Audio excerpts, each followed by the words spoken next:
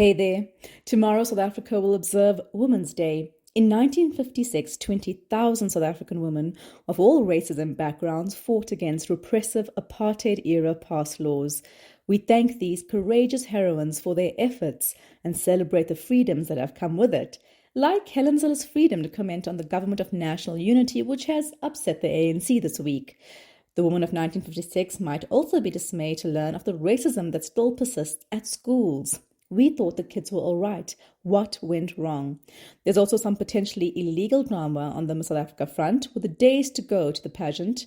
On a lighter, more pleasant-smelling note, there's a perfume for dogs which costs an arm and a leg, and Team South Africa continues impressing at the Olympics, which end on Sunday. So let's dive into your weekly update of empowering and easy-to-understand news, brought to you by myself, Verashni Pillay, and the Explain.co.za team. Our take. The GNU experiences growing pains. DA Federal Chairperson Helen Zille may be good at many things, but tact is not one of them. Auntie Helen said that the Government of National Unity, our GNU, was just a DA-ANC coalition at a discussion held by the Friedrich Naumann Foundation for Freedom last week. Ouch. She said, a Government of National Unity brings all the parties together that would include the EFF and MK party, which it did not. But it still gave the president the fig leaf he needed to bring in all sorts of smaller parties to say, I'm not in a coalition with the DA, she said. We mean, she's not wrong, but the GNU was a delicate political cell, and ripping away said fig leaf hardly serves anyone. Zille's comments raised the ire of many GNU members, including ANC Deputy Secretary General Nomvula Mokonyane, who said Zille and the DA were and remain guests of the ANC, which isn't exactly true, as the ANC has lost its majority. Sports, Art and Culture Minister Gayton McKenzie tweeted a response, as usual, saying, we will still be standing as the GNU. Your inability to be part of anything whereby you don't exclusively call the shots is senile. Zille, on the other hand, stood firm. Speaking on Radio 702 on Tuesday morning, she said the DA calls it a hybrid model, but has no problem calling it a GNU. So why don't she just keep doing so? Meanwhile, an anonymous report emerged that some of the ANC ministers complained that opposition ministers were making them look bad when it comes to communication. The mostly younger DA ministers have been incredibly savvy in their media communication, including frequent updates via social media. Meanwhile, some ANC ministers were reportedly too scared to even speak to the media. Whether it's true or not, columnist Barney Mtombeni said that a bit of competition is good.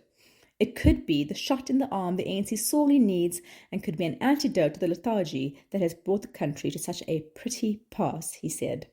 So while the government gets to work, the issues between parties remain. This is to be expected with any partnership, whether a GNU or a coalition.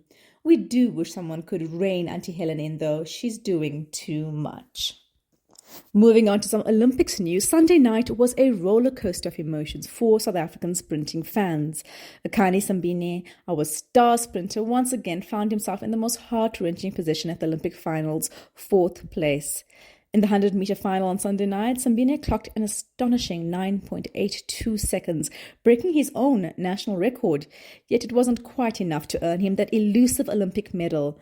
Benjamin Richardson, the young sprinter who has been lighting up the track with his blistering speed, was ruled out of the Paris Olympics after an injury in the 200-meter heats.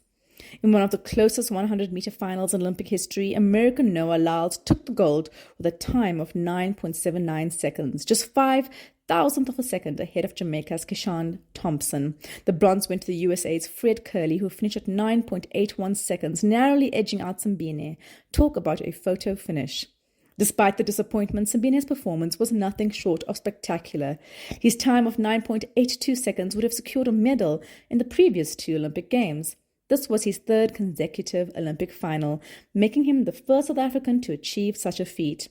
He's not just breaking records, he's changing how sprinting is perceived in South Africa. I may not be getting the medals, he said afterwards, but I'm changing how sprinting is seen in South Africa and motivating a lot of kids. Hear, hear. But don't count him out of medal contention just yet. The 30-year-old is set to compete in the 4x100-meter relay final tomorrow at about 7:45 p.m. alongside Sean Maswangwani, Bradley Nkwana, and Bayanda Walaza, who replaces Richardson.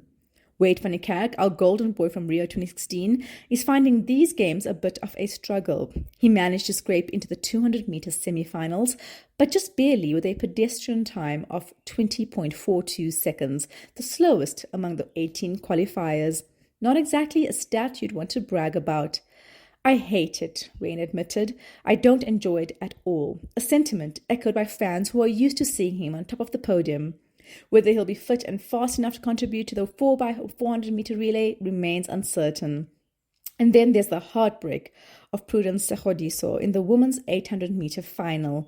The rising star fell back to 8th place in the final straight, finishing with a time of 1.58. It was a valiant effort, but far from her personal best of 1.57, which would have been enough to snag a medal. The women's 400-meter semi-final saw Miranda Coetzee finishing last with a time of 51.6 seconds, far from her personal best, but still a valiant effort in a highly competitive field. Meanwhile, our hopes in the field events rest on javelin thrower Joanne van Dijk and high jumper Brian Rotz, who have both made it to the finals of their respective events, which will take place on Saturday evening. Van Dijk threw a personal best of 64.22 meters in the qualifying round, placing her 4th overall heading into the final, a promising sign that there could still be a medal in South Africa's future. But the pressure is now squarely on the relay teams. The men's 4x100 meter and 4x400 meter relays are Team South Africa's last realistic chance to bring home a medal in track and field. Team South Africa has qualified for the 4x100 meter final taking place tomorrow evening.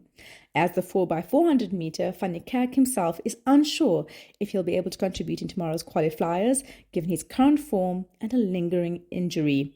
So as the nation crosses its fingers and maybe says a little prayer, all eyes will be on the track in the coming days. Whether we're cheering through tears or laughter, one thing's for sure, this Olympic journey has been anything but boring. And who knows, maybe there's still some lightning left in those South African legs. We've reported how Miss South Africa contestant Chidimma Adetshina has been under enormous and unfair pressure, thanks to her father being Nigerian and her mother from Mozambique. Chidimma herself was born in South Africa. The attacks on the 23-year-old have been constant, revealing just how deeply the ugly xenophobic sentiment runs in our country. Notoriously anti-immigrant politicians like Herman Mashaba and Gayton McKenzie have jumped into the fray. It all led to an investigation into her citizenship by Home Affairs after a request from the pageant's organizers. The news is not good. The investigation revealed that Adetshina's mother may have committed identity theft. The probe found evidence suggesting that she fraudulently obtained South African citizenship by using false information. This raises questions about Chidimma's eligibility in the Miss South Africa pageant, as it casts a shadow over her family's legal status in the country, even though Chidimma herself would have been innocent. According to the reports, Adetshina's mother allegedly used another person's identity to secure citizenship and South African documents. Departmental spokesperson Siya Khosa said that the investigation is still ongoing and that they are working to verify all details before taking further legal action.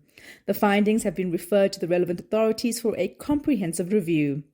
This development is a significant blow to Chidimma's journey in the pageant. She is one of 9 finalists who will vie for the crown in a live event at the Sunbet Arena on Saturday. Unfortunately, most of the spotlight will be on something well beyond her control, her parents' actions and origins. Moving on, you know how some countries love issuing warnings about tourists coming to South Africa? Well, this past week, the tables have turned on the United Kingdom, and for good reason. Riots broke out in several cities in the UK and Belfast, Ireland this past week, promoting multiple countries to issue travel warnings for their citizens in this country. The police have arrested over 300 people in these racist riots, which began after 3 young girls were murdered in Southport in the north of England on 29 July. So far, Nigeria, Malaysia, Australia, Indonesia, the UAE, and India have advised citizens to stay away from the riots, which have been worse in cities outside of London. South Africa has not yet issued such a notice. These rioters are clearly targeting visibly black or brown people, as well as immigrants and asylum seekers. There have been several recorded instances of rioters setting fire to hotels housing asylum seekers, while libraries and shops have also been ransacked and destroyed. On Sunday, the UK Prime Minister Keir Starmer said, "This is not protest, it is organised violent thuggery and it has no place on our streets or online." According to media reports, the riots were prompted by far-right groups spreading misinformation online about the killings in Southport, which were committed by a UK-born man of Rwandan heritage who has since been arrested. These groups then organized anti-immigrant marches across the country, which quickly turned into violent clashes. While Starmer has called an emergency meeting of the country's security services, Parliament remains in recession. What has been encouraging is that counter-protests have been organized in many cities, with UK citizens showing up to show the rioters that violence and hatred have no place in their society. Meanwhile, Pretoria High School for Girls is facing an ongoing racism row. Last week, a disciplinary probe by the school governing body cleared 12 girls who were suspended on 24th of July of wrongdoing after statements made in a whites-only WhatsApp group emerged. Several black pupils speaking anonymously to Daily Maverick revealed they had seen messages from the group suggesting they wanted special treatment and should get over apartheid. One message reportedly read, "Having afros and dyeing hair was something black students got away with." However, the SGB found inconsistencies in the testimonies against them and a lack of solid evidence, ultimately deciding the girls were not guilty of violence, bullying, or disruptive behavior. Now, a black pupil has been suspended after another video featuring her comments about white people went viral on X, which included a vague threat about her white peers feeling the wrath on Freedom Day. The Gauteng Department of Education confirmed the suspension, but has not yet set a date for the disciplinary hearing. Anti-racism expert Teresa Oakley-Smith noted the school has a really bad environment regarding race. After the hair controversy in 2016, suggestions were made to improve race relations, but it seems nothing substantial was done, said Oakley-Smith. Principal Philippa Erasmus was placed on a 3-month precautionary suspension on 30th July for failing to act on the allegations brought to her attention in 2023. The Gauteng Department of Education is launching an independent investigation to determine whether a culture of racism exists at the school. Pinelands High School in Cape Town is also embroiled in a scandal after a shocking mock slave auction video. Several black students were seen in a caged area while their classmates, who are coloured, pretended to auction them off. The school has suspended several of the students involved and announced an ongoing investigation. They said in a letter, "Our school has long grappled with the injustices of the past. That much, it seems, can sadly be said for many of South Africa's schools." Moving on to some pet news, if Dolce & Gabbana are to be believed, the days of our beloved doggies smelling bad could truly and well be behind us. The luxury brand has released Fifi, an alcohol-free mist for dogs. The mist, named after Domenico Dolce's beloved dog Fefe, has notes of ylang-ylang, musk and sandalwood and will set you back a pretty penny, €99 or a whopping 2,000 rand. The perfume is described as delicate, authentic and irresistible and is apparently crafted for a playful beauty routine. According to the fashion house, the fragrance is safe pet cosmetics certified and approved by vets. However, not all vets agree with the use of Fefe. The Royal Society for the Prevention of Cruelty to Animals has warned that the scent could mess with the dog's legendary sense of smell and could be unpleasant to them. Senior scientific officer at the UK organisation Alice Potter said that dogs rely on their sense of smell to communicate with their environment and others. She said, "Sometimes dogs can be anthropomorphized and the lines can become blurred between what dogs like and what we, as humans, think they like," said Potter. Fefe is part of a burgeoning global pet grooming market estimated to grow to almost 500 billion rand by dollars by 2030. That's 9 trillion rand. In South Africa, the cost of owning a pet can be astronomical. Dog grooming can cost between 300 and 800 rands, depending on the size of your good boy or girl. Vet bills alone can cost between 50 to 2,000 and 2,500 rand. Yay for pet insurance. While Fefe might be too rich for you, the best you can do for your fur baby is make sure they get regular baths, vet visits, and all the treats in the world. They don't need our idea of luxury. Meanwhile, it seems like every week we're asking, who is Joburg's mayor? Now, the ANC has announced that a new mayor will be stepping into office by the end of the week. Algemaz Kabelo Gwamanda took office in May last year, making him the 8th mayor in 2 years in the City of Gold. The tiny party holds just 3 seats in the municipal council, and Gwamanda's appointment by the ANC, EFF, and minority parties was more about keeping the DA out in the hung metro, while the ANC held backroom power. In the 2021 local government elections, the ANC secured 33.6% of the vote, the DA received 26%, and Action South Africa gained 16%, resulting in a fragmented political landscape and coalition governance. Gwamanda's tenure has been fraught with corruption allegations, service delivery issues, and a contentious new 200 rand electricity surcharge. Pressure has mounted for his departure, and it seems the ANC has turned its back on what was effectively their puppet mayor. During the ANC National Executive Committee meetings this week, President Cyril Ramaphosa blamed the party's electoral losses on the dysfunction of metros, including Johannesburg, and, as has become typical, announced a task team to tackle the problem. It is thought that the finance MMC Dada Morero of the ANC will replace Gwamanda. He previously held the mayoral position for 25 days in 2022. Now that's what we call a cameo role. A key player in Joburg politics is Action SA leader Herman Mashaba, who served as mayor for the DA from 2016 to 2019. After an acrimonious split with the Blue Party, he founded Action South Africa. While Mashaba once swore to never work with the ANC, his party will vote with the ANC to replace the current mayor if it gets the speaker positions in both Johannesburg and Tshwane, a crucial oversight and accountability role. The ANC is not thrilled at Action South Africa's demands and is considering working with the EFF and even Freedom Front Plus.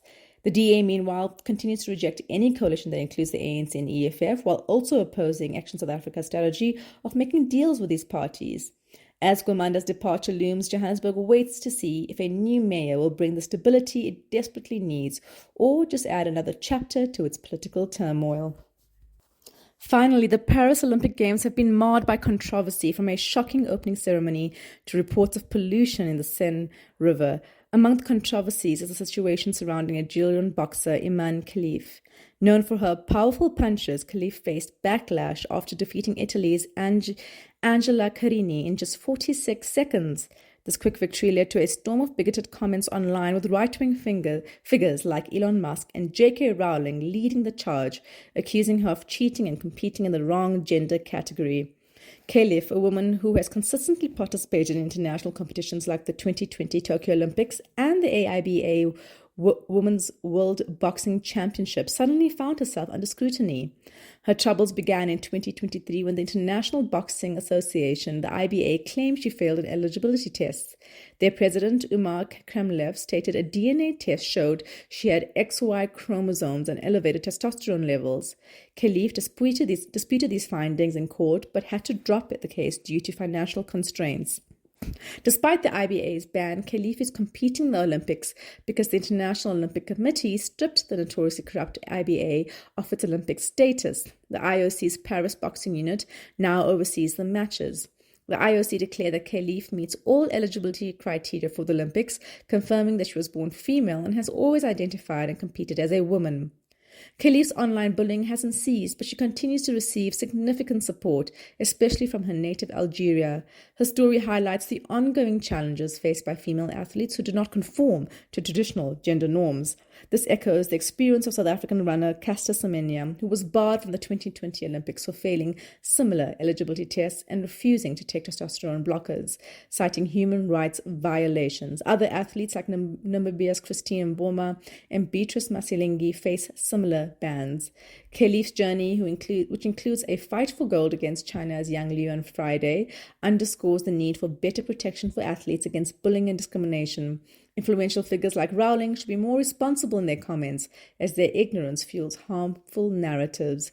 The conversation around protecting women's sports should focus on supporting athletes rather than subjecting them to public harassment. That's it from us for The Wrap, an award-winning product of Explain.coza, simple news summaries for busy people. We'll see you again next week.